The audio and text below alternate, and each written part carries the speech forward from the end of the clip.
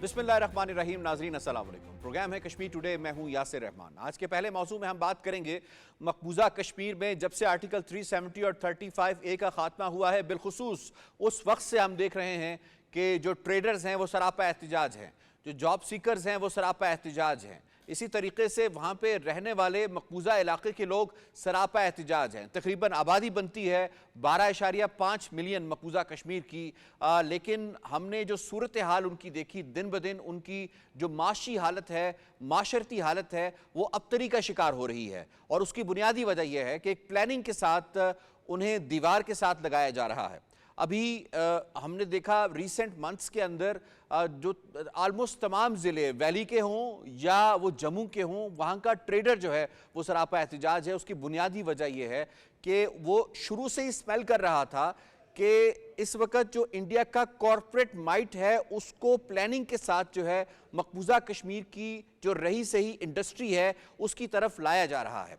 और वो चाहे वो अडानी हो, अंबानी हो, जो कॉरपोरेट फ्रेंड्स हैं मोदी के सो कॉल्ड, उनको इस तरफ लाया जा रहा है। और यही वजह है कि मकबूजा कश्मीर की जो इकॉनमी है, जिसका साइज़ तकरीबन 30 अरब डॉलर्स के करीब बनता है, उसको 5 बिलियन डॉलर से ज़्यादा का नुकसान हो चुका है। और वो नुकसान हर गुजरते दिन के साथ मजीद गहरा होता जा रहा है, बढ़ता जा रहा है।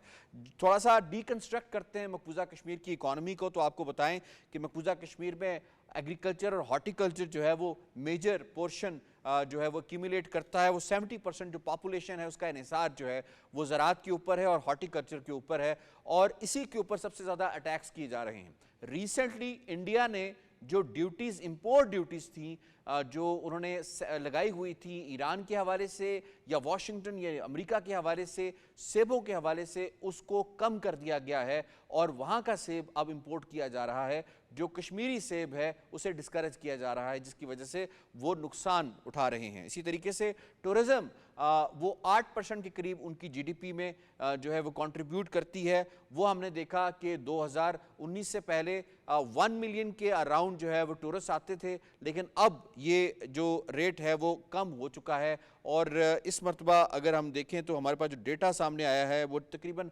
70% डिक्लाइन इसके अंदर आया है। हैंडीक्राफ्ट जो हैं वो 2000 करोड़ का उसका पोटेंशियल है जनरेट करने का, लेकिन वो भी दीवार के साथ लगाया जा रहा है। इस तरह से गवर्नमेंट जॉब्स और हाइड्रो जो है वो जो भी बिजली पैदा करता है वो इंडिया को चली जाती है। जो जॉब्स भी मिल रही हैं वो नॉन कश्मीरीज, नॉन लोकल्स को मिल रही हैं, जो लोग बाहर से आ रहे हैं उनको दिया जा रहा है। और थोड़ा सा डेटा और मेरे पास है, ख़ास तौर पे इन 10 सालों के अंदर और बिलखुसूस 5 सालों के अंदर मकबूजा कश्मीर की जो इकॉनमी है या मकबूजा कश्मीर की जो मईशत है उसके ऊपर जो कर्ज है वो इंतहाई बरक़ रफ्तारी के साथ बढ़ रहा है। वो है 1,12,797 करोड़ इंडियन रुपीस 2022-23 के डेटा के मुताबिक। अब यहाँ सवाल ये पैदा होता है कि जो एलजी सिन्हा की हुकूमत थी, जो उसका कंट्रोल था, उसके अंदर मकबूजा कश्मीर में अगर तरक्की नहीं हुई, मईशत बेहतर नहीं हुई, तो इतना पैसा कहाँ लगाया गया है? तो जो वॉर इकॉनमी है उसका भरपूर फ़ायदा जो है इनकी तरफ से उठाया जा रहा है। मज़ीद भी किरण इसके ऊपर बात करेंगे। हमें बड़े ज़बरदस्त पैनल ने आज ज्वाइन किया है। सबसे पहले उनसे तारुफ करवा देते हैं।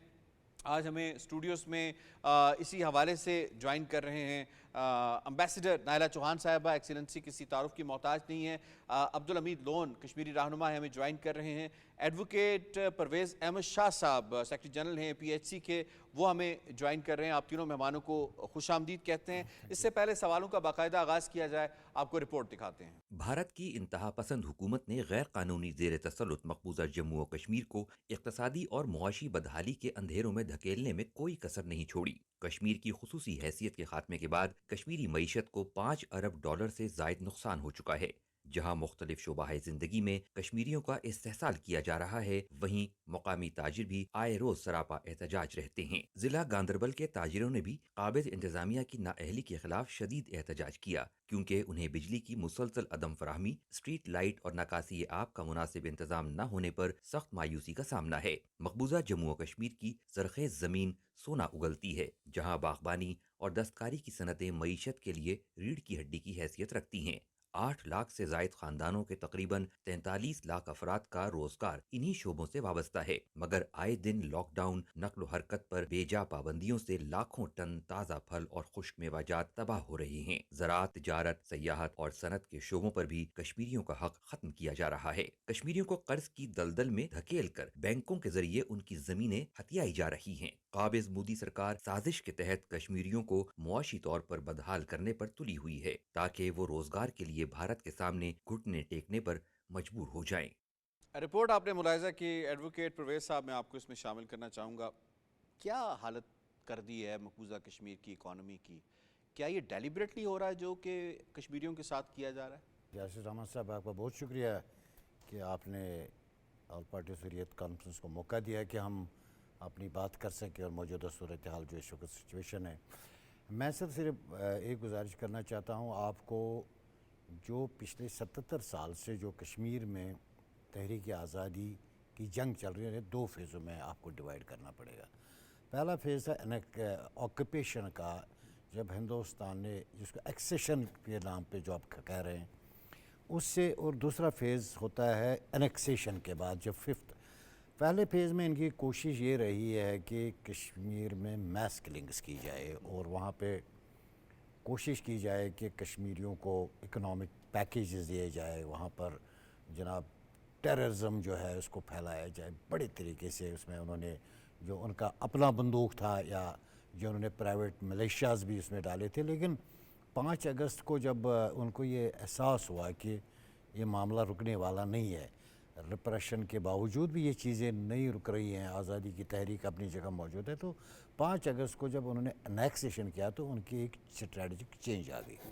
उसके बाद उन्होंने ये फ़ैसला किया कि कश्मीर की जो लीडरशिप है इसको बिल्कुल पाबंद सलासल रखना है और इसको इनविजिबल करना है, लीडरशिप को और कश्मीर की जो मौजूदा तहरीक को, इसको भी इनविजिबल करना है, जिसके लिए उन्हें मीडिया गैग्स लगाए वहाँ पे कोई खबर आपको नहीं बाहर आ रही और दुनिया को ये बताया जाए कि एवरीथिंग इज़ कॉम, सब कुछ हुआ।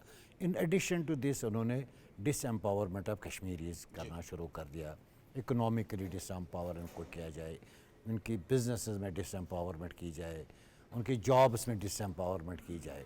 जैसे आपने ये एक आइटम बताया सेब, देखिए जहाँ तक आपने ये डाटा बताया, जैसे 17,175,000 मिलियन टन्स हमारी प्रोडक्शन है मकबूजा कश्मीर में जो सेब।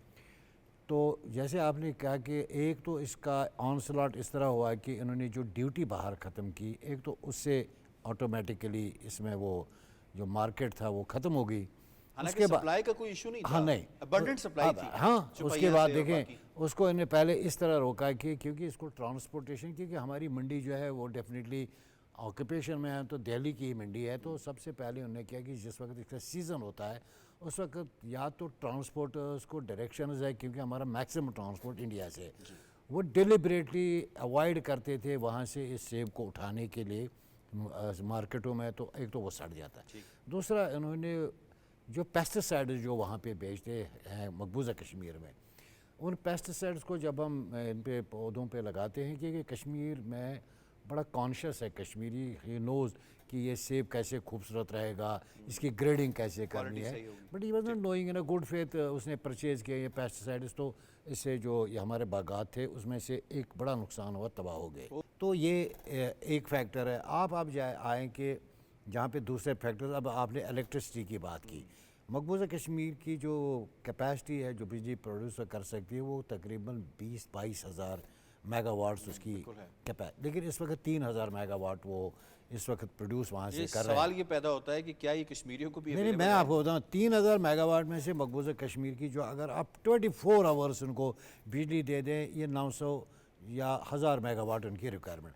आप देखें मकबूजा कश्मीर अंधेरों में है, आपका जो ये स्ट्राइक है ये कह रहे हैं कि ना बिजली है, ना पानी है और ना ही स्ट्रीट लाइट्स है, कहते हैं कारोबार करो। जब आपका इंडस्ट्री का पहिया जाम है, जब आप हमसे 3,000 मेगावाट प्रोड्यूस करते हैं, वो आप नॉर्दर्न ग्रिड को दे रहे हैं, फिर वहाँ से हमारे घरों की लाइटें नहीं है, कोई चीज़ नहीं है, तो डेफिनेटली ये ऐसा डाका है कश्मीर की मईशत पे। ये दूसरा फैक्टर आता है।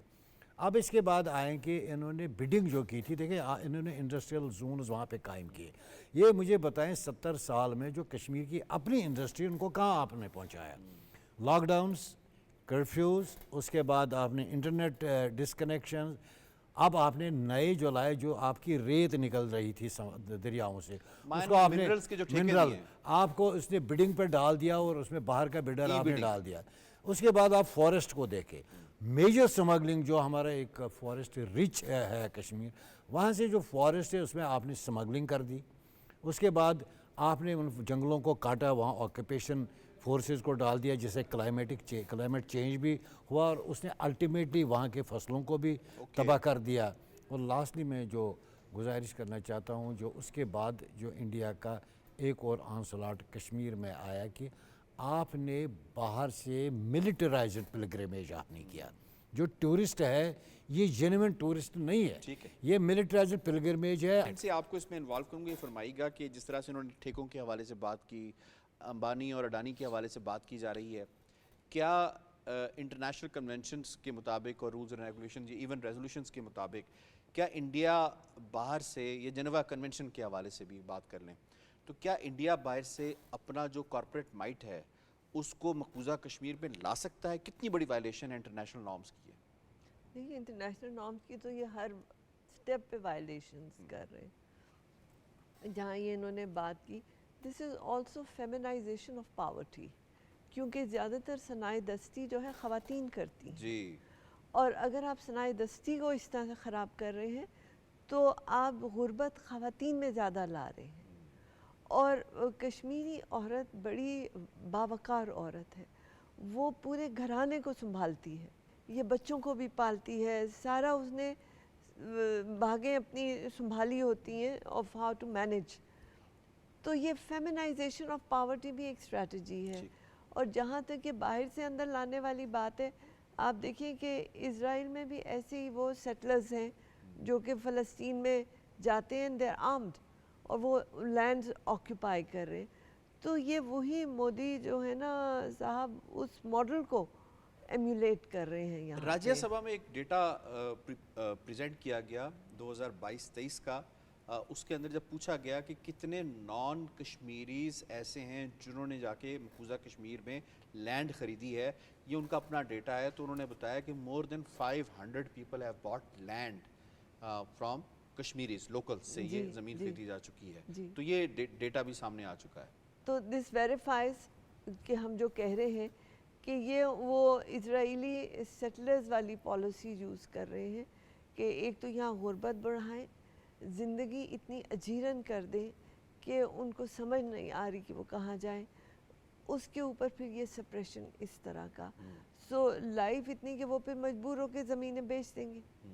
زمینیں بیچ دیں گے تو وہ ان کے جو یہ آکیوپینگ فورسز ہیں وہ اس کو لے لیں گے، ہندوز لے لیں گے، نان کشمیریز لے لیں گے. اور جو کشمیری آواز ہے پھر اگر کل پلیبسٹ ہوتا ہے تو وہ گھٹ کے رہ جائے گی. Just like being happened in Palestine آپ جو کہہ رہی ہیں. جی، فلسطین کا میرا خیال ہے وہ اسرائیلی ماڈل جو ہے نا وہ فالو کر رہے ہیں. ٹھیک ہو گیا. لون صاحب آپ کو اس میں شامل کروں گا. آئے روز ہم دیکھتے ہیں یہ جو ٹریڈرز ہیں یہ سراپا احتجاج ہیں اور کسی ایک ضلع تک اب محدود نہیں ہیں، یہ اکراس ویلی بھی ہم دیکھ لیں، جموں کے اندر بھی جہاں پہ یہ بڑے دعوے کرتے ہیں وہاں پہ بھی. یہ جو اتنا پیسہ لیا گیا ہے 1,12,797 کروڑ، کیا کبھی اس کا آڈٹ ہوگا؟ جو کشمیر کو اتنا مقروض کر دیا گیا ہے یہ پیسہ کدھر گیا ہے؟ یہ 3 ٹائم زیادہ ہے پچھلے 10 سالوں میں جو لیا گیا ہے with the rest of the history of the occupation. پچھلے 35 سالوں سے ایک منصوبہ بند سازش کے تحت کشمیریوں کو قسم پرسی کی طرف لے جانا تھا. دراصل تحریک آزادی کو ختم کرنا ہے اور اس کے پیچھے انتہائی بیانک مقاصد ہیں ہندوستان کے. وہیں جو صورتحال ہے اس وقت مقبوضہ جموں کشمیر کے اندر وہ ناگفتہ بہ ہے. معاشی طور پہ، سیاسی طور پہ، اقتصادی طور پہ کمزور کرنا. اس کے بعد اگر آپ دیکھیں شہری بدامنی، انسانی حقوق کی سنگین خلاف ورزیاں، سیاسی بے چینی. اچھا، اس کے بعد یہ مظاہرے جو ہیں حکومتی پالیسیوں کے خلاف جی دراصل بڑے پیمانے پہ عوامی عدم اطمینان کی عکاسی کرتا ہے. ہندوستان باغبانی کے شعبے ہو، टूरिज़्म इंडस्ट्री हो या बाकी रोज़गार, इन 35 सालों में हमने देखा कि मुकम्मल तौर पे उसको मफलूज कर दिया गया है। इस वक्त भी जो बागबानी से वाबस्ता लोग हैं, जब वो अपने बागात से सेब उतारते हैं या उससे पहले जो शाख तराशी होती है, उसमें खाद देना होता है, मजदूरी होती है, फिर इसको ट्रांसपोर्ट के ज़रिए दिल्ली तक पहुंचाना होता है, अब उसके पे जो अखराजात आते हैं उसके नस्ब उनको मिलता है। और नस्ब जो है ना वो एक काश्तकार को दिल्ली के अच्छा, एक और जो खबर सामने आ रही है वो भी जरा वेरीफाई ठेकेदार कर को देना दीजिएगा पड़ता कि जो इंडियन बैंक्स हैं मकबूजा कश्मीर में जो ऑपरेट कर रहे हैं, अब वो भी जिन्होंने मॉर्टगेज लोन्स दिए हुए हैं कश्मीरियों को उनके बागात के अगेंस्ट के बाकी, अब वो जो रीपे नहीं कर पा रहे तो उनकी ज़मीनें हथियार हैं, ये बात सही है? उसकी तरफ भी मैं आ जाऊंगा, चूँकि आपने जो सवाल किया था मैंने कहा कंप्लीट में करूं। बिल्कुल ये भी एक बड़ी साजिश है, बैंकों के ज़रिए लोन दिया जाता है और आसान तरीक़ों से उसके बाद फिर उनकी ज़मीनों पे कब्ज़ा करना, उनकी प्रॉपर्टीज़ को कब्ज़े में लेना, ऐसे बहुत सारे ऐसे वाक़यात जो है ना सामने आए हैं, एजुकेशन के नाम पे, हेल्थ के नाम पे, या बाकी जो वहाँ कोई स्कीमें मुतारफ़ कराई जा रही हैं ताकि मुकम्मल तौर पे कश्मीरियों से ज़मीनें छीन ली जाए, इन्हें मफलूज किया जाए, इन्हें अंधेरों में धकेल दिया जाए। ये एक बड़ी साजिश है। अगर आप देखें जो आपने शुरू में बात की थी, देखें जहाँ ये मुजाहरे हुए हैं इससे पहले भी सैकड़ों मुजाहरे हुए, हज़ारों मुजाहरे हुए हैं जहाँ बुनियादी सहूलियात से महरूम है लोग। जी सही। पानी नहीं मिल रहा है लोगों को, वहाँ पर इरिगेशन का सिस्टम जो है ना मुकम्मल तौर पे तबाह है, पीने के लिए पानी लोगों को मैसर नहीं है। अब बिजली 21 बिजली पान प्रोजेक्ट मकबूजा जम्मू कश्मीर लद्दाख तक है और न सिर्फ हिंदुस्तान को बिजली दी जाती है। तो इतना पैसा किधर गया जी? जो 1,12,797 करोड़ की हम बात कर रहे हैं, देखिए आगे करप्शन वहाँ बड़े पैमाने पे, बड़े पैमाने, अब फोर्सेस करप्शन कर रही है, अब एलजी सिन्हा करप्शन कर रहा है, अब ब्यूरोक्रेसी उनकी करप्शन कर रही है। ये लूट के जो है ना वो हिंदुस्तान की तरफ ले जाया जा रहा है और उसके बाद कश्मीरियों को मफलूज करना, ये उसकी पॉलिसी है। तो लिहाजा ये जो कर्जे हैं या जो इस तरह की जो चीज़ें हैं, हालांकि माशी तौर पे हम बड़े स्ट्रॉन्ग थे, हिंदुस्तान की जो बाकी रियासतें हैं उनसे भी बेहतर थे, मगर आज हमारी सूरत देखें कि हम पहले आ रहा था, एक मंसूबाबंद साजिश है। जी सही है। ग्रोथ रेट जो पहले आ रहा था वो 6.5% to 8% आ रहा था 2019 से पहले और अब लेस देन 2% है। एडवोकेट साहब, मैं before going to the next topic मैं आपको इसमें इन्वॉल्व करूंगा। 2008 में एक CBM हुआ था, अक्टूबर 2008 में, you are part of that trade जो कि हुआ करती थी चकोठी उड़ी से और पूंछ रावलाकोट से।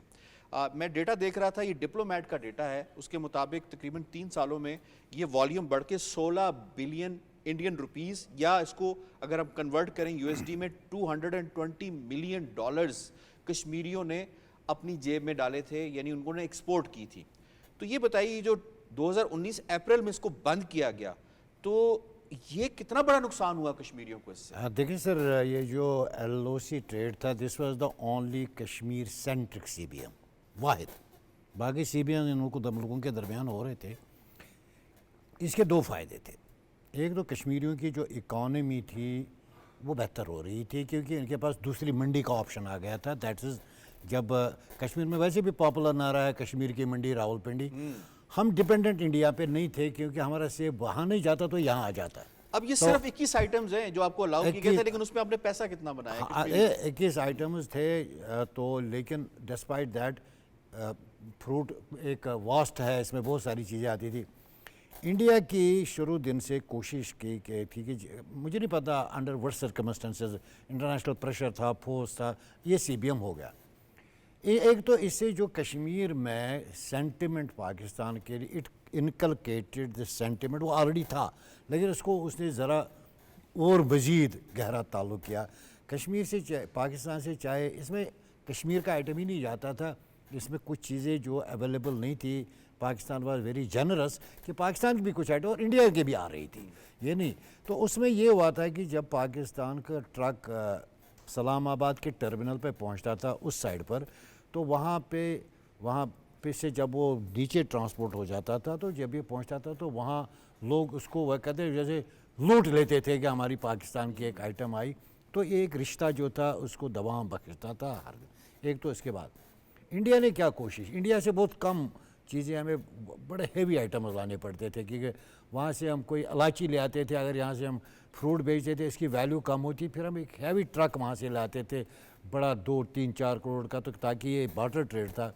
तो इंडिया की इतनी ज़्यादा नहीं थी कुछ चीज़ों में। नुकसान कितना हुआ कश्मीरियों को? नुकसान ये मैं बंद करने आपको से जो इंडिया ने बंद किया। इंडिया ने देखिए एक सर नुकसान ये हुआ कि मैंने कहा सबसे पहले कश्मीरियों का जो मंडी का ये अल्टरनेटिव मंडी थी ये तो ख़त्म हुआ। दूसरा जो एक CBM था इसको हमने वे आगे की तरफ बढ़ना था, उन्होंने इसको ख़त्म कर दिया। पीछे चले यानी कि अब आपने एवं इंडिया पाकिस्तान आपस में CBM करने के लिए भी तैयार नहीं है, तो कश्मीर तो दूर की बात है। और उन्होंने फिर एलिगेशन लगाया जो India it is the habit of India. यानी आप ये कहना चाह रहे हैं कि उस अगस्त 2019 से पहले इंडिया ने एक विंडो ऑफ अपॉर्चुनिटी कश्मीरियों को जो अवेलेबल थी वो बंद थ्रू कर- आज़ाद कश्मीर एंड पाकिस्तान वो बंद कर दी। पॉइंट आ गया आपका। दूसरी बात लास्टली मैं इसको कहूँगा, आपने एक सवाल पूछा था सर ये जो बैंक का it will make it clear. जी।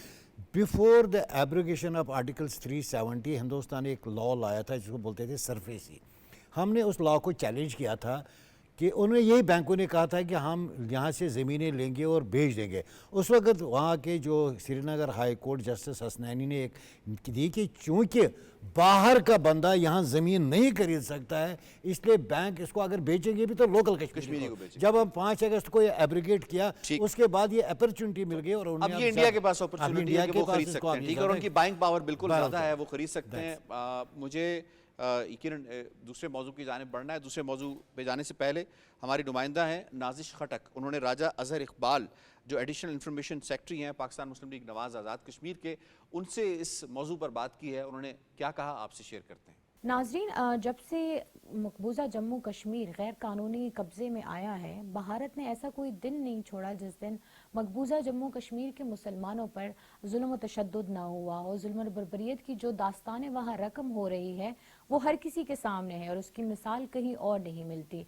और अब जो है वो जुल्म और सितम सिर्फ कत्ल गारत और इस पर नहीं रह गया, बल्कि अब वहाँ के लोगों को माशी और इक्तसादी बदहाली का शिकार किया जा रहा है। उनको मुआशी तौर पर अंधेरों में धकेलने की कोशिश की जा रही है। डेफिनेटली जब एक मुल्क तभी तरक्की याफ्ता होता है जब वहाँ की जो माश हो वो बेहतर हो जाए। अगर वहाँ के ताजिर रोज़ सरापा एहतजाज होंगे और वहाँ पे उनको जो सहूलियात है वो फराहम नहीं होगी तो वो मुआशी तरक्की नहीं कर सकेंगे।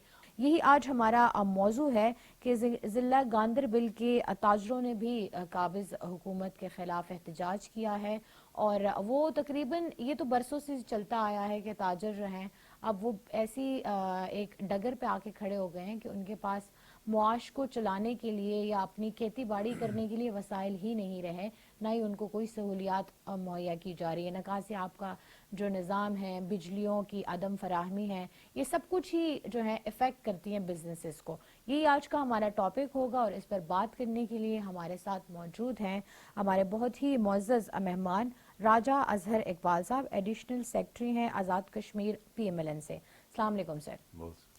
खुश आमदीद कहते हैं आपको।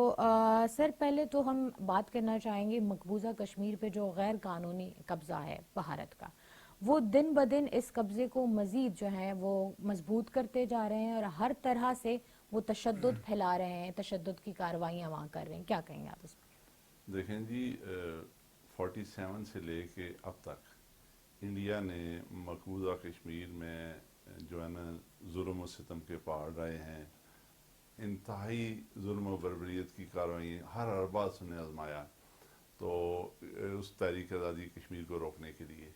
अभी चूँकि जो नई वहाँ पे सख्तियाँ आई हैं वो एग्जैक्ट हम देख रहे हैं जी कि इजराइल के हवाले से भारत का गठजोड़ तो रोज़ रोशनी की तरह यहाँ है, फिर इजराइल जो शद्दत जुल्म पूरी दुनिया उसको जो है ना रिकगनाइज भी करती है, ये अलग बात है उस पर कोई कार्रवाई नहीं हो रही कि वहाँ पे जो फ़लस्तीन के नहते अवाम पे जो जुल्म और सितम हो रहा है उसी तरह की कार्रवाइयाँ बिल्कुल सेम जो है ना उसी पैटर्न पे अब इंडिया ने इधर शुरू कर दी हैं। देखें ना, वहाँ पे आप ताजरों की बात कर रहे थे कि फास्फोरस एग्जैक्ट वही जो है लोगों के घर जलाए जा रहे हैं, फिर उनको माशी बदहाली की तरफ धकेलने के लिए कौन सा हरबा है वो आए रोज़ हड़तालें, कर्फ्यू, बिल्कुल जो है ना बेसिक तो उनका वही पर्पज़ है। फिर 5 अगस्त से लेके 5 अगस्त 2019 में जो इंडिया ने स्टेप लिए 370 हो या 35A हो, उन दोनों के हवाले से ज़ाहिर है जो मकबूजा कश्मीर के अवाम है उन्होंने उसको एक्सेप्ट नहीं किया। सिर्फ मुस्लिम पॉपुलेशन ने नहीं किया बल्कि वहाँ पे नॉन मुस्लिम ने भी। देखें लद्दाख में भी जुलूस निकले इसके हवाले से और बाकी भी। پھر جو پرو انڈین گورنمنٹ جو پولیٹیکل پارٹیز تھی، جب یہ مودی نے یہ کارروائی کی تو اس وقت بھی اس نے نیو دہلی بلا کے ان کو کہا، لیکن وہ یہ نہیں کر سکے. تو اب یہ اسی پیٹرن پہ جا رہے ہیں آہستہ آہستہ. اور پھر ابھی دیکھیں نا نیشنل کانفرنس کو جو لوگوں نے مینڈیٹ دیا، نام نہاد انتخابات تھے، جی کسی نے دنیا میں کسی نے ایکسیپٹ نہیں کیے، لیکن پھر بھی اس نے یہ نعرہ لگایا کہ میں 35A اور 370 کا اب واپس لے کر آئیں گے. واپس لے ہاں کے آئیں گے. مطلب تو یہ لوگوں کو ایک لالی پاپ دینے والی Yes, بات تھی yes. کہ لوگ ہمارے حامی. تو وہ بنیادی تو یہی ہے. جیسے اسرائیل وہاں پہ پاپولیشن کو ختم کر رہا ہے، جی. ایگزیکٹ وہی انڈیا یہاں پہ کر رہا ہے. پھر اس نے باہر سے لوگوں کو آ کے بسانا شروع کر دیا. یہی بات، وہاں پہ یہودیوں کی آبادیاں بسائی جا رہی ہیں اور یہاں پر جو ہیں غیر کشمیری غیر کشمیری لوگوں کو جو ہے نا وہ بے شمار لوگوں کو پورے انڈیا سے. اور لیکن اب یہاں پہ لا کی بات آتی ہے نا، مطلب ایک بندہ وہاں کا ہے نہیں تو اس کو وہاں کا ڈومیسائل کیسے فراہم کیا جا رہا ہے؟ دیکھیں نا یہ بیسیکلی تو مہاراجہ کے دور میں ایک قانون بنا تھا 1928 میں کہ یہ جو 35A ہے نا کہ یہ اسٹیٹ سبجیکٹ یہاں پہ پراپرٹی یا باقی جو لوگ ہیں نا یہ صرف اسٹیٹ کے لوگوں کو ملے گی. ابھی ظاہر ہے مودی نے ایک کارروائی کی، اس کو ختم کیا. اسی وجہ سے اس کا وہی پیٹرن ہے کہ یہاں سے مسلم جو میجورٹی ہے اس کو اقلیت میں بدلیں، اور اس کے بدلنے کے ساتھ ساتھ پھر یہ ہے کہ بے شمار جو بنیا ہے پورے انڈیا سے بڑے سرمایہ داروں کو وہاں پہ زمینیں الاٹ کی جا رہی ہیں. اور وہ جو آپ نے بات کی ہے کہ معاشی قتل کیا جا رہا ہے. پھر ابھی آپ دیکھیں کہ یہ سیب کا موسم تھا، کتنا لاس ہوا. کوئی منڈیوں میں اسی طرح کا وہ پڑا ہوا تھا، تو وہ ظاہر ہے کسی نے نہیں اٹھایا. کوئی بنیادی سہولیات نہیں تھی. جب 2008 میں ٹریڈ شروع ہوئی تو ظاہر ہے دونوں طرف سے لوگوں نے بڑا خوشی کا اظہار کیا، لیکن بنیادی اس میں وہ چیز اس کو ہضم نہیں ہوئی کہ جب اوڑی میں ہمارا پہلا ڈیلیگیشن گیا آزاد کشمیر کے بزنس مینوں کا، تو اوڑی میں ان لوگوں نے نعرہ لگایا کہ یہ تجارت تو ایک بہانہ ہے، اصل تو ہم نے راول پنڈی جانا ہے. ان کی ایک تو ظاہر ہے پاکستان کے ساتھ اپنائیت اور یہ سارا چیز ہے. تو اس سارے سے یہ ہے جی کہ انڈیا کا مین ٹارگٹ جو ہے نا وہ یہ ہے کہ کسی نہ کسی طرح اس اپنے غیر قانونی قبضے کو مستحکم کیا جائے. آپ نے آرٹیکلز کی بات کی، آرٹیکل 35A اور 370 کے خاتمے سے لے کر اب تک جو اس کی خصوصی حیثیت تھی اس کو جب سے ختم کیا گیا تب سے لے کر اب تک $5 ارب کا جو ہے معاشی نقصان ہوا ہے وہاں کی مقبوضہ کشمیر کی لوگوں کو. سو کیا کہیں گے کہ وہ کہاں جا کے اپنی آواز اٹھائیں گے کہ ہمیں نقصان ہو رہا ہے یا ہمیں کچھ چاہیے؟ انڈیا نہ صرف ظلم و ستم وہاں پہ بنیادی حقوق کو سلب کر رہا ہے، بلکہ وہ یہ ہے ان کی آواز کو دبانے کے لیے. بالکل. میں پہلے بھی آپ سے بات کر رہا تھا کہ دیکھیں نا میڈیا کی جو آزادی ہے، آزاد کشمیر میں ہم دیکھتے ہیں کہ کیسے جو ہے نا پوری طرح لوگ جو ہے نا وہ آزادی کا سانس بھی لے رہے ہیں ساری. تو وہاں پہ تو آئے روز کرفیو، یہ واٹس ایپ پہ پابندی، سوشل میڈیا پہ پابندی، ایک درمیان میں جو ہے نا اس حوالے سے میں نہیں سمجھتا کہ اس آواز کو ظاہر دبانے کی تو وہ ہر ارباز مالا، لیکن انشاءاللہ العزیز یہ وہ دن دور نہیں ہے جب کشمیر آزاد. لیکن آپ کو کیا لگتا ہے کہ کسی کو مطلب معاشی طور پہ کمزور کرنا اس کے کتنے حد تک نقصانات ہو سکتے ہیں؟ اس میں کوئی شک نہیں ہے جی کہ معاشت تو بنیادی چیز ہے. بالکل. اور یہ جو ہمارا جو ویلی ہے نا کشمیر ویلی، یہ 47 سے پہلے بھی بڑے ریچ لوگ تھے، بڑے امیر کبیر تھے. اور پھر اس میں جموں بھی بڑا ڈیولپ ایریا تھا اور لوگوں کے معاشی طور پہ بڑے خوشحال لوگ تھے. آہستہ آہستہ آہستہ آہستہ انڈیا نے ان کی معاشی طور پہ ان کو تباہ کرنے کی کوشش کی. لیکن جو تازہ ترین کارروائیاں ہیں نا جو باہر سے سرمایہ دار آ رہے ہیں، یہ بنیادی طور پہ وہ سٹروک لگانا چاہتا ہے. تو اس کے لیے تو ظاہر ہے ہمیں بھی اور میڈیا کے حوالے سے پوری دنیا میں آواز بلند کرنے کی ضرورت ہے. کیا یہ کہنا مناسب ہوگا کہ وہ لوگ جو اپنے سرمایہ کار ہیں ان کو تو وہ سب مہیا کر رہے ہیں، لیکن جو مسلمان تاجر ہے بیسیکلی صرف انہی کو جو ہے وہ زد و کوب کیا جا رہا ہے؟ یس، آپ نے کہا گاندربل میں کتنے دنوں سے ہڑتال جاری ہے. پھر لیکن وہ یہ ہے کہ ان کا مال منڈیوں میں پڑا ہوا تھا. یہ فروٹ ہے یا جو بھی ان کی قیمتی اجناس ہوتی ہیں وہ زیادہ دن نہیں چل سکتی. تو اس وجہ سے ان کی بنیادی طور پہ یہی بجلی ہے نہیں ہوگی، فریج فریزر نہیں چلیں گے تو کیسے چلے گا؟ کچھ نہیں ہے بنیادی طور پہ. اس نے درمیان میں دیکھیں نا، ابھی میں بات کر رہا تھا میڈیا کی، انہوں نے آج کل ایک ڈنڈورا پیٹ رہے ہیں جی کہ ہم بڑی ڈیولپمنٹ کر رہے ہیں. ہاں، اور سب اچھا ہے کا نعرہ لگایا اب جا رہا ہے. انہوں نے اب چونکہ سوشل میڈیا آ گیا، میرا تعلق میڈیا سے ہے، وہاں پہ آئے روز کوئی نہ کوئی ڈاکومنٹریز یہ اچھا ہاں، ہوگی اسی ڈیولپمنٹ. پہ آتے ہیں. صحافی کی آواز ہوتی ہے، وہ کسی جمہوری عمل میں بہت کارآمد ہوتی ہے. اس کو دبانے کی اب جو کوشش ہے، آپ کو نہیں لگتا کہ وہ دنیا کو ایک میسج دے رہے ہیں کہ کچھ ہے جو ہم چھپا رہے ہیں؟ دیکھیں نا، ہم جب یہ بات آتی ہے تو ہم آزاد کشمیر میں نیشنل انٹرنیشنل میڈیا جس وقت چاہے، جی میں as A D G P R بھی وہاں پہ دیکھتا تھا کہ کوئی ہماری طرف سے ہم تو فیسیلیٹیٹ کرتے ہیں کہ آپ آئیں یہاں پہ بالکل. دیکھیں، لیکن وہاں پہ جانا کسی انٹرنیشنل میڈیا کا یا کوئی اس طرح کے جو غیر جانبدار لوگ ہیں وہاں پہ بالکل ممنوع ہے. اور پھر انہوں نے ایک مخصوص مائنڈ سیٹ کے تحت، جو ابھی یہ میں کہہ رہا تھا کہ ڈنڈورا پیٹے میں کوئی ڈیولپمنٹ نہیں ہے، اس کے مقابلے میں آزاد کشمیر میں بارہا جو ہے نا وہ ڈیولپمنٹ بھی ہو رہی ہے.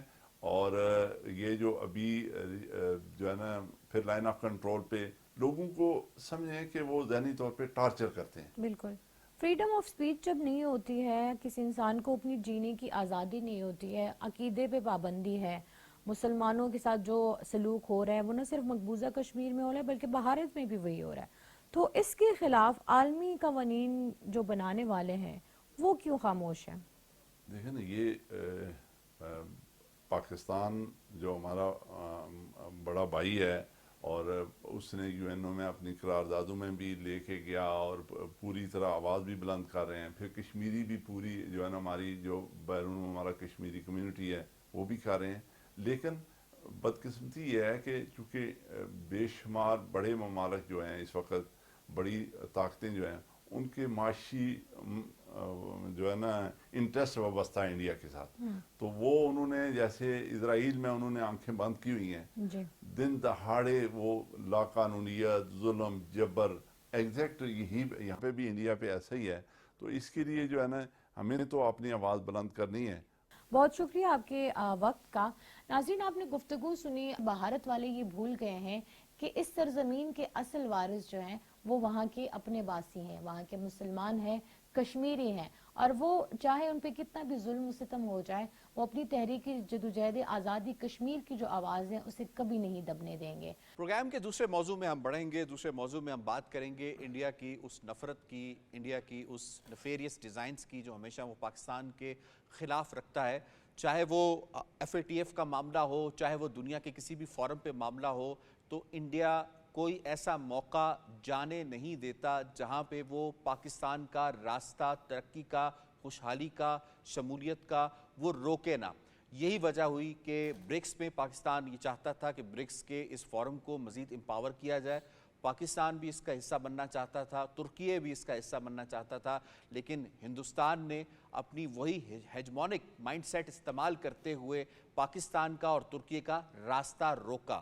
اس سے ہمیں جو گلوبل ساؤتھ ایک بہت بڑا فورم، ایک پوٹینشل تھا برکس کا جو بن سکتا تھا، جس کا قیام جو ہے وہ 2006 میں عمل میں لایا گیا. 2009 میں پہلی اس کی میٹنگ ہوئی. اس کے 5 ممبرز شروع میں تھے، اس کے بعد پھر اس کے 8 ممبر جو ہیں مزید اس میں اضافہ کیا گیا، لیکن پاکستان کا راستہ روکا گیا. تو میں ایکسیلنسی آپ کو اس میں شامل کرنا چاہوں گا. یہ فرمائیے گا کہ انڈیا کا جو مائنڈ سیٹ ہے، یہ کیونکہ رشیا نے بہت سپورٹ کیا پاکستان کو، چائنا نے بہت سپورٹ کیا جو کہ فاؤنڈنگ ممبرز ہیں، انڈیا نے پاکستان کا راستہ روک کر کیا میسیجنگ کی ہے؟ کیا وہ پاکستان کو گلوبل ساؤتھ کا حصہ نہیں بننے دے گا، اور اس سے خود برکس کتنا افیکٹ ہوگا؟ دیکھیے، پاکستان تو گلوبل ساؤتھ کا حصہ ہے، اس میں انڈیا کچھ کر نہیں سکتا. ٹھیک. جہاں تک لیڈری کی بات ہے، انڈیا جو ہے وہ چین سے مقابلہ کرنے پہ ہے. اب اگر بالفرض پاکستان، ترکیہ یہ برک کا حصہ بنتے ہیں تو پھر جو انڈین ایجنڈا ہے اس کی اسٹرینتھ کمزور ہو جاتی ہے. اور ایجنڈا کیا ہے؟ وہ ان کا ہے اسپوائلر کا، جو وہ چاہتے ہیں. آپ دیکھیے نا، now they sitting on the fans.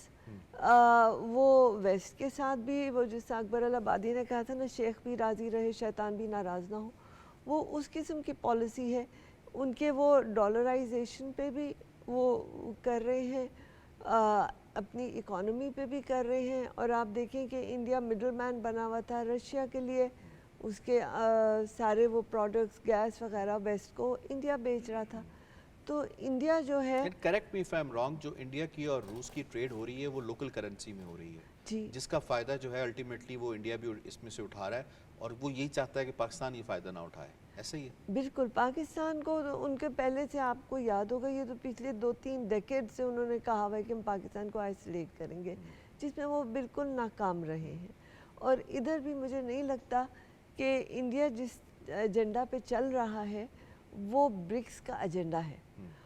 اور انڈیا بتاتے خود, انڈیا اور برازیل میرا نہیں خیال زیادہ دیر اس کا کیونکہ آپ اس رہیں کے گے. اوپر اتھارٹی یہ فرمائی گا کہ جو ہم نے سارک کا حال دیکھا, جی بہت پوٹینشیل تھا اس کے اندر, جی. یہ یورپی یونین کی طرز پہ بن سکتا تھا, جی لیکن انڈیا نے اس کو ہائی جیک کر لیا. جی. کیا یہ کچھ برکس کے ساتھ بھی ہونے جا رہا ہے؟ برکس کے ساتھ وہ یہ کر نہیں سکتا, کیونکہ سارک میں تو انڈیا ہی ایک بڑی پاور تھی نا ادر دین پاکستان. برکس میں تو روس بھی ہے, چین بھی ہے, اور president she is very clear about it کہ برکس کا ایجنڈا جو ہے وہ سب کو ساتھ لے کے چلنے والا ہے. آپ دیکھیں ایس سی او ادھر شنگھائی کوآپریشن کا جو سمٹ ہوا تھا, اس میں بھی انہوں نے کہا تھا سب کو ساتھ لے کے چلنا ہے. تو چین کا ایجنڈا اور ہے, اور انڈیا کا جو ہے وہ سپوائلر رول ہے. جس آرگنائزیشن میں جاتے ہیں ان کا سب سے پہلے ہوتا ہے کہ پاکستان کو کیسے اڑنگا دیں. ٹھیک, پوائنٹ آپ کا آ گیا. میں ایڈوکیٹ صاحب آپ کو اس پہ انوالو کروں گا. یہ فرمائی گا جو انڈیا نے ایلیگیشنز لگائی ہیں پاکستان میں, یعنی جو انہوں نے گراؤنڈز دیے ہیں اس ممبرشپ کو گرانٹ نہ کرنے کے, وہ یہ دیے کہ جی ہیومن رائٹس وائلیشنز ہو رہی ہیں اور کاؤنٹر ٹیررزم ایفرٹ جو ہے وہ پاکستان مزید تیز کرے. اب یہ فرمائیے گا کہ جو ہیومن رائٹس وائلیشن انڈیا خود مقبوضہ کشمیر کے اندر اور مائنارٹیز ان انڈیا کے ساتھ جو کچھ کر رہا ہے, کیا اس کا کوئی مقابلہ ہے کسی بھی اور ملک کے ساتھ؟ پاکستان کو تو اس سے نکال دیں, کسی بھی ملک کے ساتھ, نمبر 1. اور نمبر 2, جو ٹیررزم وہ کر رہا ہے, ٹرانس نیشنل ہو, کراس بارڈر ہو, وہ اگر دیکھا جائے تو انڈیا خود کتنا بڑا ٹیررسٹ اسٹیٹ بن چکا ہے اس وقت, جو کہ کینیڈا بھی مان رہا ہے, امریکہ بھی مان رہا ہے, بگ فائیو آئیز مان رہی ہیں. ہاؤ ڈو یو سی جو ایلیگیشن لگائی گئی ہیں خود انڈیا پہ کتنی بیٹھتی ہیں یہ؟ دیکھیں سر, سب سے پہلے میں بتاؤں کہ انڈیا کا جو سائز ہے نا, یہ اس کے لیے میرٹ بھی ہے, ڈیمیرٹ بھی ہے. میرٹ اس لیے اس کے پاس ہے کہ ایک بڑا سائز ہے تو یہ دنیا کو اپنے سائز کی بنیاد پہ بزنسز میں لے آ سکتا ہے, بزنس کرے, کاروبار کرے. ڈیمیرٹ اس لیے اس کی ہے کہ انڈیا میں جیسے آپ نے کہا کہ بہت ساری مومنٹس چل رہی ہے, چاہے وہ نیکسلز کی ہے, پنجاب کی ہے, کشمیر کی ہے, بہت ساری تحریکیں چل رہی ہیں, اور انڈیا کو یونائٹ رکھنا بڑا مشکل ہے. اس کے لیے چاہے انہیں ایک دشمن جس کو وہ سامنے لا کر کہیں گے یہ انڈیا کے لیے ایک تھریٹ ہے, اور اس کے لیے انہوں نے پاکستان کو آئیڈینٹیفائی کیا. جس دن ہم یہ تاثر دینے میں یا یہ ظاہر کرنے میں کامیاب کہ دنیا کو یہ بتانے میں کہ ہم انڈیا کے لیے تھریٹ نہیں ہے اور ہے بھی نہیں, اس دن انڈیا کا یہ جو آرگومنٹ ہے اپنی کانسٹیچوئنسی میں فلاپ ہو جائے. صحیح. کیونکہ جو مودی کا سٹانس ہے وہ انڈیا میں جو سیاست کرتا ہے وہ پاکستان دشمنی کی بنیاد پہ کرتا ہے. ٹھیک. جہاں تک اس کا ہیجمنک ڈیزائن ہے, دیکھیں جیسے میڈم نے کہا کہ دیکھیں اتنا بدانت ہے یہ. آپ دیکھیں یوکرین وار جب چل رہی تھی تو دنیا نے لگائی پابندیاں, انہوں نے وہاں سے آئل اس سے لیا, ریفائن کر کے ایکسپورٹ کیا, پیسہ کمایا. فلسطین پہ ان کی پالیسی دیکھیں, فلسطین کے کاز کی سپورٹ کرتے ہیں لیکن ادھر سے اسرائیل کو سامان بھی دیتے ہیں, اپنے فوجی بھی ہمیں فوجی بھی دیتے ہیں. انڈیا کی ہمیشہ جو پالیسی رہی ہے یہ کبھی کلیئر نہیں رہی ہے. ٹھیک ہے. یہ چانکیائی پالیسی ہے, یہ 2 ایجڈ ویپن ہے. لیکن جہاں تک جسٹن ٹروڈو کا بیان ہے, اگر اسی میرٹ کو دیکھا جائے تو سب سے بڑی پابندی تو خود انڈیا کے اوپر لگنی چاہیے. India should not be part of any good forum, civilized forum. میں لون صاحب اس میں آپ کو انوالو کروں گا. یہ فرمائیے گا, انڈیا بھی کلیم کر رہا ہے کہ جی ہمیں یو این ایس سی کا پرماننٹ جو ہے نا وہ رکن بنا دیا جائے. جو ملک برکس میں پاکستان کی شمولیت اس لیے برداشت نہیں کر سکتا کہ پاکستان کی برکس کو جو انہوں نے نیو ڈیولپمنٹ بینک ایک قائم کیا ہے جس کے 100 منصوبوں کے لیے $35 ارب رکھے گئے ہیں, کہیں پاکستان اس سے بینیفٹ نہ اٹھا لے, پاکستان کی اکانومی مزید کنیکٹیوٹی کی طرف نہ بڑھ جائے, گلوبل ساؤتھ میں پاکستان مزید اچھا پارٹیسپیٹ نہ کر پائے, تو کیا ایسے ملک کو یو این ایس سی کا پرماننٹ ممبر بننا چاہیے؟ اگر وہ بن گیا تو پھر وہ کیا کرے گا بالخصوص پاکستان اور مسلم ممالک کے ساتھ؟ دیکھیں, مقاسمت हटदर्मी, मनफी रवैया ये हमेशा देखा हमने, और ये भारत की मुनाफिकाना पॉलिसी रही है।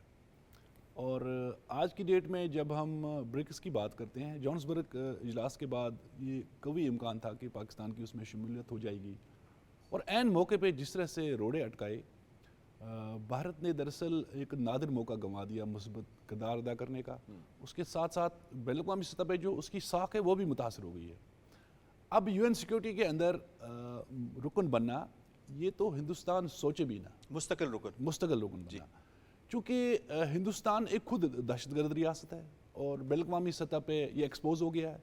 पाकिस्तान के अंदर तो ये दहशतगर्दी करता रहा, जहाँ हमें सियासी तौर पे, माशी तौर पे जो है ना वो गैर मुस्तक़िम करना चाहता था। टेररिज्म की आपने बात की है, और जहाँ अब ये बैड बॉय कहलाता है अमेरिका और कनाडा के सामने भी, बाकी यूरोपीय ममालिक जो हैं वो भी नाला है इससे।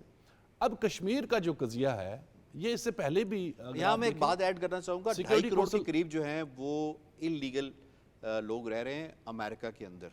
उनमें से अभी रिसेंट कुछ दिन पहले सिर्फ उन्होंने इंडियंस को पकड़ के वहाँ से जो है वो निकाला है, डिपोर्ट किया है। तो it does tell us a lot about US की इंटेंशन ऑफ इंडिया के बारे में क्या है। आप कंटिन्यू कीजिए। बिल्कुल, उसमें यह है कि अब इंडिया अब एक्सपोज हो गया। अब जहाँ भी ये जाते हैं, इससे पहले भी अगर आप देखें बहुत सारे ममालिक में इनके लोग पकड़े गए हैं जहाँ स्मगलिंग में ये मुलव्वस हैं, जहाँ ये इंसानी स्मगलिंग में, ट्रैफिकिंग में मुलव्वस पाए गए हैं। श्रीलंका ने इनका एक बड़ा नेटवर्क एक्सपोज किया है, और जहाँ बेंगलोर में, जहाँ चेन्नई में जो है ना बड़े बड़े ऐसे स्मगलर्स बैठे हैं जो दुनिया में बदअमनी भी फैला रहे हैं, उजरती कातिल बन जाते हैं।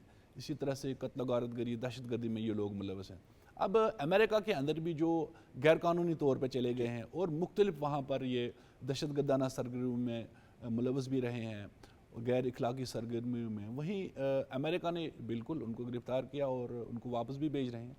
इसी तरह से जब हम इक़्तिसादी तौर पे या माशी तौर पे आगे बढ़ने की बात कर रहे हैं, जहाँ मैं पहले पॉइंट की तरफ आ जाऊँ, शंघाई में एक पॉजिटिव मैसेज दिया था पाकिस्तान ने, और किसी जगह कोई इख्लाफी बात भी नहीं हुई। इंडिया ने क्या कैसे अब रेसिप्रोकेट किया उसको? अब देखें, हाँ बिल्कुल, और ये प्राइम मिनिस्टर ने खुद जाके ग्रीट किया जो उनके फॉरेन मिनिस्टर हैं। हालांकि प्रोटोकॉल ये था कि PM to PM, लेकिन प्राइम मिनिस्टर ने अच्छी मेजबान होने का सबूत दिया, लेकिन उसका जवाब इंडिया ने क्या दिया? इंडिया ने क्या जवाब दिया? अब इंडिया जो भी ये कर रहा है, दरअसल